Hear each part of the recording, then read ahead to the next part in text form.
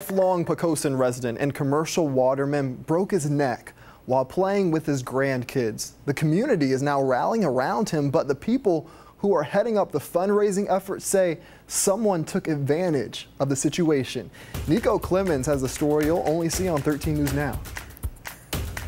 Everybody is donating. A community rallying together to help one of their own. When there's a need, Poquoson steps up. Annette Firth and a couple other people are putting together a fundraiser for Mike Inslee Jr. He's one of the most kind, generous-hearted people. The lifelong Poquoson native and commercial waterman recently broke his neck in 3 places while playing in the water with his grandkids. This community is all about helping each other. Plans for this weekend's fundraiser are coming along well. However, Firth says a woman went inside the Barking Dog restaurant with this flyer saying she was collecting money for the fundraiser when she was really trying to make money for herself. It's a very unfortunate fact. Employees at the restaurant told me they gave the thief a gift card. Firth says the Barking Dog replaced the donation, and they already have about $7,000 worth of donations for the upcoming fundraiser. It was very unfortunate that this person thought that she could get away with it, but she was in Poquoson.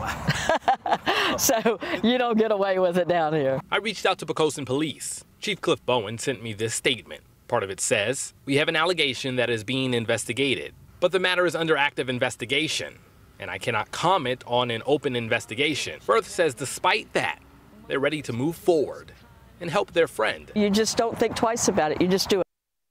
There's going to be a fundraiser for Inslee Sunday at 1 here at Surf's Up in Poquoson. I'll put all that information on our website, 13newsnow.com, and contact information if you'd like to donate in any way. In Poquoson, I'm Nico Clemens, 13 News Now.